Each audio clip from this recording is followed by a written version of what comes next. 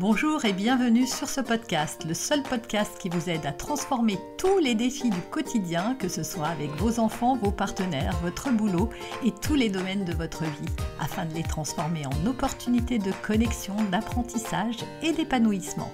Je suis Noémie de Saint-Cernin, je suis coach conférencière, formatrice, auteure best-seller de plusieurs livres, mariée et maman de 3 enfants.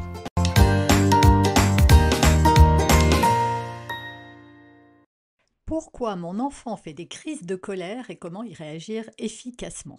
Si vous êtes parent, vous avez forcément vécu ça au moins une fois, ou plutôt plusieurs, dizaines, voire centaines de fois. Vous êtes au supermarché, tout se passe bien, jusqu'au moment où vous passez devant les bonbons, les joujoux ou quelque chose qui attire l'attention de votre enfant. Votre enfant s'arrête net, attrape un paquet et vous regarde avec ses grands yeux. « Je veux ça !» Vous répondez calmement « Non, mon chéri, on n'achète pas de bonbons aujourd'hui. » Et là, tout bascule. Son visage se crispe, son corps se tend et en une fraction de seconde, il se met à hurler, pleurer et même se rouler par terre devant tout le monde. Les gens vous regardent, vous sentez la pression monter, vous essayez de lui parler, mais il ne vous entend même pas. Vous vous dites pourquoi il réagit comme ça, il sait bien qu'on n'achète pas de bonbons à chaque fois et la colère monte en vous cette fois. Et surtout, comment faire pour calmer cette crise sans céder et sans exploser de votre côté. Aujourd'hui, on va voir pourquoi ces crises de colère arrivent, ce qui se place dans le cerveau de l'enfant et surtout comment y répondre de manière efficace et bienveillante parce que c'est mieux. Parce que non, ces crises ne sont pas juste des caprices et non, elles ne sont pas une attaque personnelle contre nous en tant que parents. Vous allez voir qu'il y a une explication scientifique et des solutions concrètes qui fonctionnent vraiment. Alors installez-vous confortablement, prenez un thé, un café, mettez vos écouteurs en vous baladant et c'est parti. Avant de parler de solutions, il faut d'abord comprendre d'où viennent ces crises de colère. Parce que souvent, on pense que notre enfant fait ça exprès. Oui, je sais que vous vous l'êtes dit déjà. Et que parfois vous y croyez dur comme fer. Vous pensez qu'il vous teste aussi ou qu'il cherche à vous provoquer. Mais la réalité est bien différente de nos perceptions. Et pour comprendre, il faut regarder comment fonctionne son cerveau. Le cerveau d'un enfant est immature. Vous le savez peut-être déjà, mais le cerveau d'un enfant n'est pas du tout développé comme celui d'un adulte. Et ça mérite qu'on le répète, parce que c'est vrai que quand on discute avec un enfant, on a l'impression qu'il raisonne bien, qu'il comprend bien, et que parce qu'il a compris certaines choses, alors il est capable de gérer ses émotions. Mauvaise pioche. Il y a une zone très importante du cerveau qu'on appelle le cortex préfrontal. C'est cette partie qui nous permet de gérer nos émotions, de contrôler nos impulsions, de trouver également des solutions calmes face aux frustrations. Le problème, c'est que chez un enfant, cette zone est en construction. Elle ne commence à être fonctionnelle qu'à partir de 5-6 ans et elle continue de se développer jusqu'à environ 25 ans. Ça veut dire quoi concrètement? Ça veut dire que lorsqu'un enfant est submergé par une émotion forte comme la frustration, la peur ou la colère, il n'a pas encore les outils pour la gérer tout seul.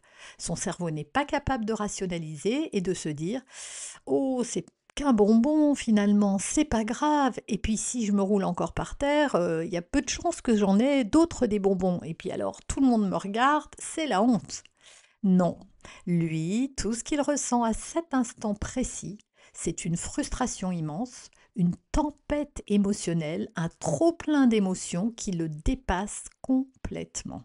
Et dans son cortex préfrontal, qui est se met en mode hors service. C'est une autre partie du cerveau qui va donc prendre le relais et qui s'appelle l'amygdale. Alors, pas celle qui est dans la gorge, mais celle qui est dans le cerveau. C'est la zone des émotions brutes. Et cette amygdale, elle ne réfléchit pas, elle réagit. Elle déclenche un réflexe primaire, un peu comme un animal qui se sent menacé et qui hurle ou se débat. C'est pour ça que quand un enfant fait une crise, il ne peut pas entendre nos explications, donc ça sert à rien de lui parler. Son cerveau n'est pas en mode écoute et raisonnement, il est en mode urgence émotionnelle. Alors je sais que ça peut vous paraître fou, parce que ça ne se voit pas de l'extérieur, vous voyez juste un enfant qui hurle. Mais imaginez que votre enfant ait grimpé à un arbre et soit tombé de l'arbre, ou qu'il ait pris un couteau et qu'il soit coupé le doigt. Vous le voyez en train d'hurler, Mais là, votre cerveau, enfin vos yeux, sont capables de voir que, bah oui, il est tombé, il hurle, ou oui, il s'est coupé, il a mal. Mais ce que vous ne voyez pas quand c'est une frustration, c'est que cette douleur-là, elle est interne et elle est équivalente, proportionnelle, j'ai envie de dire, à une douleur physique. Et donc votre enfant est dans le même mode. Il hurle parce qu'il y a quelque chose en lui, cette espèce de tsunami à l'intérieur de lui est fortement inconfortable et lui fait mal. Un enfant en pleine crise n'a pas besoin d'un sermon ni d'une punition immédiate, vous l'avez compris, ce n'est pas un caprice, c'est une explosion émotionnelle et il faut la traiter comme telle. Votre enfant a besoin de retrouver son calme. C'est là qu'il va commencer à pouvoir prendre du recul par rapport à la situation. Mais tant qu'il est dans cette situation de crise, il est inutile de le gronder, de le sermonner, de lui faire la morale ou d'essayer de rationaliser la situation. C'est comme si vous disiez à une personne en pleine crise de panique: allez, respire, calme-toi tout de suite. Allez, c'est rien, c'est rien. Ça ne marche pas parce que son cerveau n'est pas en état de comprendre. C'est pareil pour nos enfants. Quand ils explosent, c'est pas un plan machiavélique pour vous manipuler. C'est juste un débordement émotionnel qu'ils ne savent pas gérer tout seuls. Et notre rôle, en tant que parents, c'est de les accompagner, pas de les punir pour quelque chose qu'ils ne contrôlent pas, hein. C'est un peu débile maintenant quand on sait ça, de savoir que crier parce que quelqu'un crie, quelle drôle d'idée. Maintenant qu'on a dit ça, comment on réagit efficacement face à une crise? Maintenant qu'on sait pourquoi ces crises arrivent, on va voir comment y réagir de manière efficace et bienveillante. Je vais vous partager les stratégies qui fonctionnent vraiment, validées par la science et l'expérience de nombreux parents. Se réguler avant d'intervenir. C'est la règle d'or. Un enfant à crise est déjà en tempête émotionnelle. Si nous, en tant que parents, on rajoute du stress en criant ou en s'énervant, on aggrave la situation.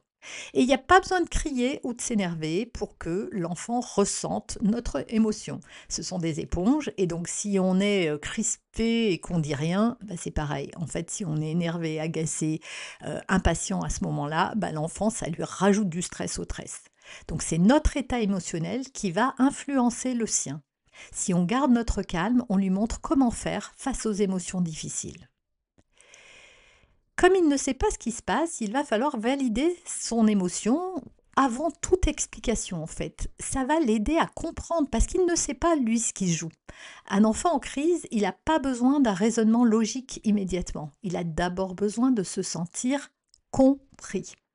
Au lieu de dire arrête de pleurer, c'est ridicule, essayez plutôt.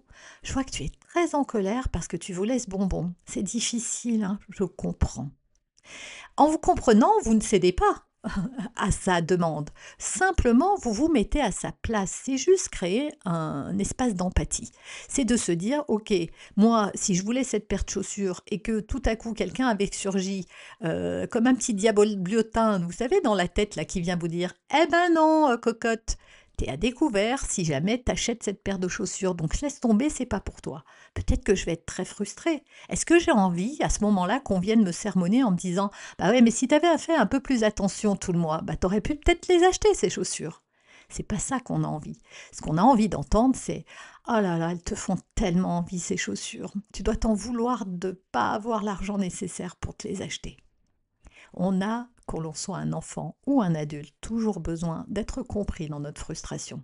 Dès qu'un enfant se sent compris, son cerveau commence à se calmer.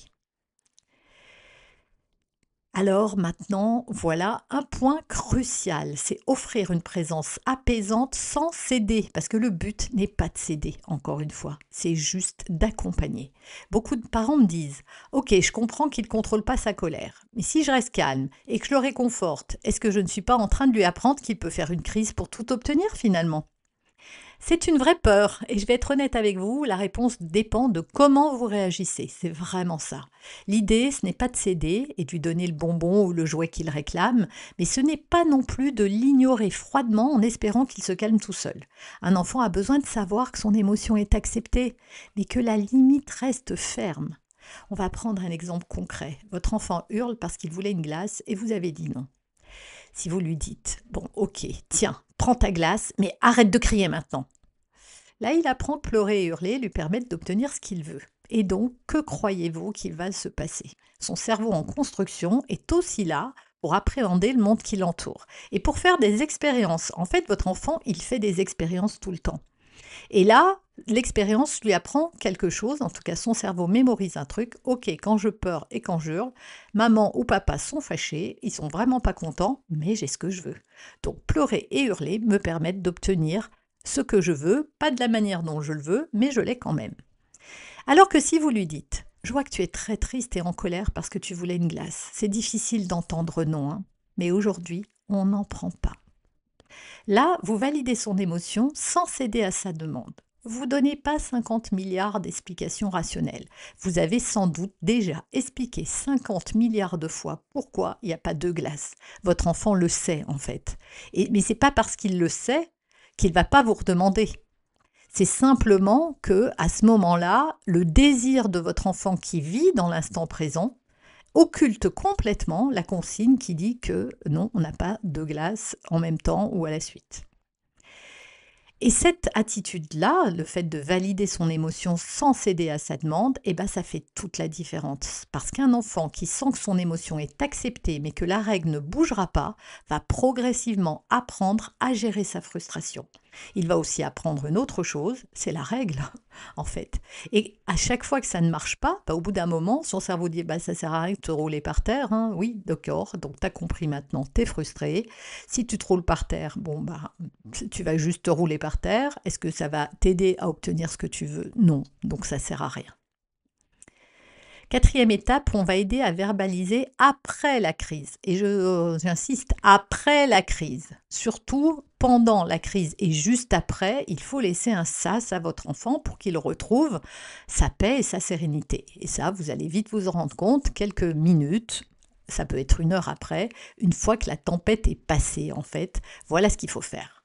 On pourrait croire que le sujet est clos, qu'il vaut mieux passer à autre chose, et c'est ce qu'on fait souvent, et c'est ce que je remarque chez les parents, et que j'ai fait moi-même à une certaine époque. Mais en réalité, c'est après la crise que l'apprentissage peut se faire. Quand votre enfant est calmé, c'est le moment idéal pour l'aider à comprendre ce qui s'est passé. Vous pouvez lui dire quelque chose comme « Tu te souviens de tout à l'heure quand tu étais très en colère parce que tu voulais une glace? Tu avais du mal à te calmer, hein ?» Il va sûrement acquiescer. C'est là que vous pouvez lui proposer des alternatives. La prochaine fois que tu es frustré, on peut essayer de souffler très fort comme un dragon pour évacuer la colère, ou bien serrer fort un coussin. Tu veux essayer avec moi? Et encore mieux que ça. Et plus votre enfant est grand, et plus ça va être facile. C'est de lui dire, la prochaine fois que ça arrive, qu'est-ce que tu pourrais faire pour que ça t'aide? De quoi tu aurais besoin? Et là, laissez faire les choses. Parce que lui donner des outils, c'est bien, mais lui apprendre à pêcher, c'est mieux. Et d'ailleurs, en faisant ça, vous lui montrez qu'il peut apprendre à gérer ses émotions et qu'il peut même apprendre à le faire tout seul. Alors bien sûr, si quand vous lui demandez qu'est-ce que tu pourrais faire et qu'il ne trouve pas, ce n'est pas grave, attendez, souvent on est très impatient. Hein. Vous pouvez encourager en disant non mais réfléchis vraiment, de quoi? Essaye de te rappeler tout à l'heure quand je t'ai refusé ce bonbon, de quoi avais-tu besoin? Et là, je vous assure, vous allez être surpris. Certains enfants vont vous dire j'aurais eu besoin d'un câlin, ou d'aller serrer mon doudou, ou j'aurais eu besoin, je ne sais pas, de crier très fort dans une boîte. Bref, laissez-le, laissez-lui l'occasion de. Et d'ailleurs, je vais vous offrir quelque chose. Une des solutions qu'une de mes filles avait trouvées et qu'on a mis en place et qui s'est super bien passée. En fait, elle m'a dit, bah oui, j'aimerais jeter cette colère qui est à l'intérieur de moi. Et je lui ai dit, mais comment on pourrait faire pour la jeter? Et on a trouvé, alors je ne sais plus qui de l'un ou de l'autre, j'ai dû un peu l'aider, mais on a trouvé une solution en fait. C'était les toilettes. Et les toilettes, c'est super parce qu'on voit partir ce que l'on jette. Et donc l'idée, c'était de prendre un papier toilette, soit de gribouiller dessus. Mais honnêtement, j'ai vite constaté que c'était pas terrible parce que c'est pas un papier qui tient et qui peut complètement se déliter, ou alors le feutre passe à travers, puis après on en a plein les doigts. Mais on prend un morceau de papier toilette, on le froisse, on peut le piétiner, on peut sauter dessus, on peut lui dire des horreurs à ce papier toilette, et ensuite on le jette dans la cuvette, on tire la chasse d'eau.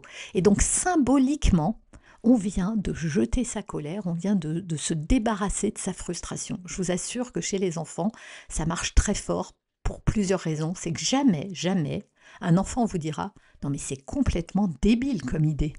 Non, comme ils vivent dans un monde imaginaire, voilà, si on arrive à parler de la petite souris et de Père Noël, je vous assure qu'on peut parler de la frustration qui s'en va avec l'eau des toilettes. C'est évidemment un travail qui prend du temps, mais à force de répétition, votre enfant va développer ses propres stratégies de régulation. Et c'est comme ça que vous allez arriver à lui faire avoir une bonne gestion émotionnelle. Et si vous avez entendu parler de l'intelligence émotionnelle, vous savez à quel point c'est important pour lui. Autre point, il faut rester cohérent et même, je dirais, congruent dans son éducation. C'est le dernier point, mais non des moindres, la congruence. Les enfants ont besoin d'un cadre clair et constant. Si un jour c'est tu ne manges qu'à table, mais aujourd'hui on peut prendre sa pomme sur le canapé, ben non. Ou alors il faut vraiment le justifier. Par exemple, pendant les vacances scolaires, on se couche un peu plus tard, mais c'est que pendant les vacances scolaires. Mais voyez, il faut vraiment que ce soit, je le répète, clair et constant. Si un jour vous lui dites non, et que vous tenez bon, mais que le lendemain, sous l'effet de la fatigue, vous cédez à une crise, il va être perdu. Il ne va pas comprendre ce qui est négociable de ce qui ne l'est pas. Alors oui, parfois on a envie de lâcher prise, de céder parce qu'on est épuisé, et ça arrive. Mais l'idéal, c'est d'être le plus régulier possible pour que l'enfant comprenne que les limites ne bougent pas selon son humeur ou la nôtre. Et là, il sera beaucoup plus en sécurité émotionnelle, parce qu'on n'en parle pas assez de cette sécurité. Un enfant, c'est son besoin principal, c'est la sécurité. Souvent, quand je demande aux parents, mais c'est quoi votre enfant, à votre avis, il a besoin de quoi? Quel est le truc le plus important pour lui? On me dit c'est l'amour. Alors c'est vrai et pas vrai. C'est-à-dire qu'en fait, ce dont il a besoin, c'est de sécurité affective. L'amour qu'on lui donne, ça sert à ça, à le sécuriser. Donc en fait, c'est toujours la sécurité qui est en premier dans les besoins primaires de votre enfant. Et donc une sécurité émotionnelle est un gage de bien-être pour votre enfant. Et plus il y a de la constance et du cadre, et plus votre enfant se sent en sécurité. Il n'est pas d'accord avec ça, mais son cerveau est sécurisé parce qu'il sait que vous êtes quelqu'un de fiable et de constant. Et ça, c'est fondamental pour sa construction. Alors, qu'est-ce qu'on retient de ce podcast aujourd'hui? Les crises de colère ne sont pas des caprices, et ça, j'aimerais vraiment qu'on arrête de croire ça. Elles sont liées à un cerveau encore immature qui ne sait pas gérer la frustration. Un enfant en crise ne peut pas entendre nos explications, il est submergé par ses émotions et il a d'abord besoin de se calmer.